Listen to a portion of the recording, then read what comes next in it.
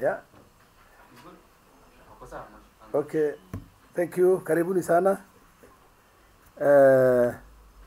We called you for a brief status update.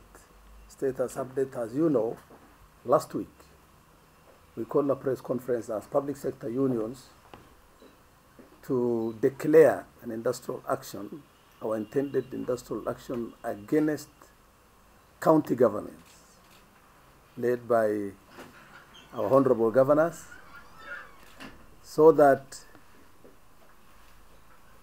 the intended and deliberate attempt by the governors to interfere with routine salary payments of the county workers do not take place. And we did say as much, and we gave the necessary action plan that will stop that kind of intention, because it is unlawful, because it's not proper. It goes against the grain. You have employed people, they are on salaries that have been determined by their contract of employment, and they should be paid monthly.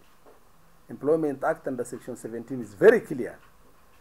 We gave the necessary notice in writing as required under Section 76 of the Labor Relations Act, and we told them, and we warned them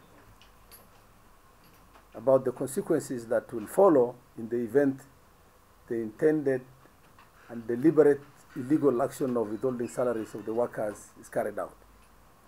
We want to give you a status report because we are under obligation to do so for our workers and for the general public to be aware. I want to give you the list of those who have, and we thank them for taking heed, because that is a responsible office. The responsible office of a governor or the respective county secretaries must hear from the public, must hear from the stakeholders, particularly the employee. They are protected by the employment rights, by the Constitution, by all the relevant laws. Now, the following counties have so far paid, and we want to thank them. They are led by Nairobi County, Migori County, Makueni County, Trans Nzoia County. The following one is interesting, Kakamega County. That is where the Council of Governors chair comes from, and that is the point from where the threat was first fired. We told them, come off it, and he has, and we are happy. That is Governor Oparanya. Kisii County, we are happy. I think about Governor Ongwae. He's doing very well. He listens. He understands his obligation to listen and to act accordingly. Wajir County, Nyamira County, Nyandarua County, and one of the farthest points, and the county with the smallest, in terms of figures, the smallest income, Lamu County, we are happy. Kwale County,